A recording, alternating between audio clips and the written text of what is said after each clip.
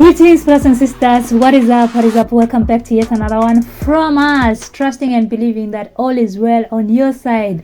Africa and the world at large has a big issue of corruption. Never be deceived that it's only in Africa. Never be lied to that African governments are the only ones that are corrupt. It's a global issue. And to see that our African leaders are not bothered about this, oh well, some of them will just say we'll reshuffle. Maybe they hear that a certain individual holding some government position or office is corrupt. They reshuffle, they do this and that. And that is, it just ends there. Reshuffling, you're putting the same idiot to a different office, hoping that they will change once they get into that office. Tell me how ridiculous that is.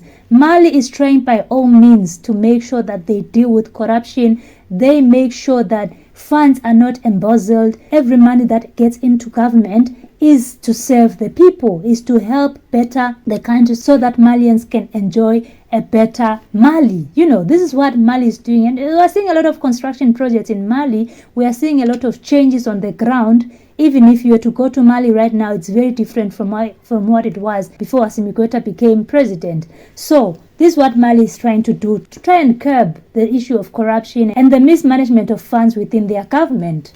So, the president of the transition, His Excellency Colonel Assimi Goïta, chaired on Friday, 19 July 2024, in Koluba, the official ceremony launching the digitalization of means of payment and public services of the state.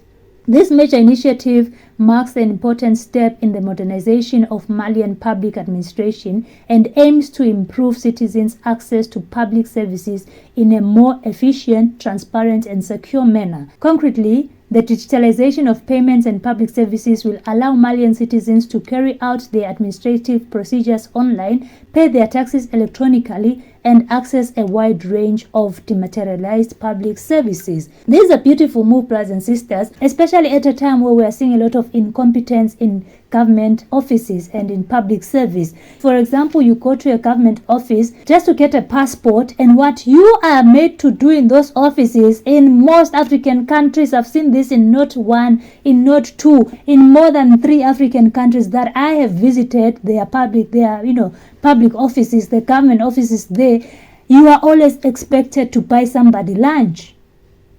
You buy lunch for somebody who's supposed to be doing their job and they are getting paid to do their job, and still they expect you to buy them lunch. You are asked for some small token of appreciation, to push the work. And if you don't give it out, then your passport will not come out. You will not be given that passport until they just frustrate you until you buy that person some lunch to do their job. It shows you that we have the capabilities, we have the equipment, we have everything. It's just incompetence amongst the people. The people that are supposed to make this service work, they are the ones who are incompetent. And Mali is saying, you know what, let us digitalize these things. Some things you can apply for online. You don't need to go to some public office to go and apply. Unless it's an ID and you have to be taken your fingerprints and there's all of those scans and I don't know what. But some things you don't need to. So you can just apply, that will be it, and you have paid everything online. One, it is saving time. The other thing, it is making sure that the funds go directly to where they are supposed to be, the government accounts. And they are going to serve the people because better infrastructure is going to be built. And this is the kind of government where I would be so happy to apply for any service, any public service, any government service, because I know that whatever they are going to charge me, I'm going to see it somewhere. A road is going to be built somewhere. Even getting more staff to serve us, they will employ more because they understand that for the services to be better off, we need more people to help. We need more people to work, to serve.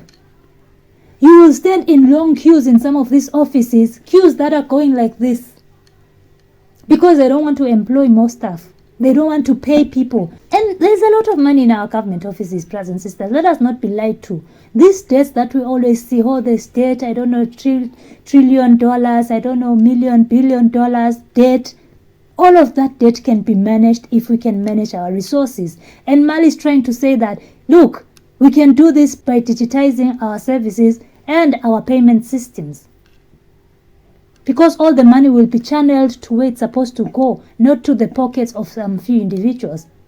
If you do it over the counter, if you leave money over the counter, some will not, the records will not, capture everything.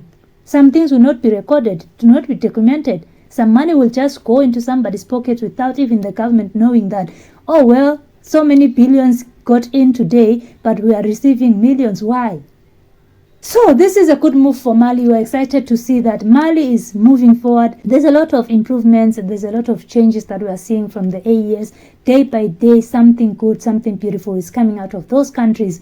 Let me know what you think, brothers and sisters, in the comment section down below. If you'd like to support us, we have a Buy Me a Coffee link in the description box. Also have super thanks, super chats. If you are able to support us in that way, you can go on, and we'll appreciate your support. We'll see you in the next one. Bye.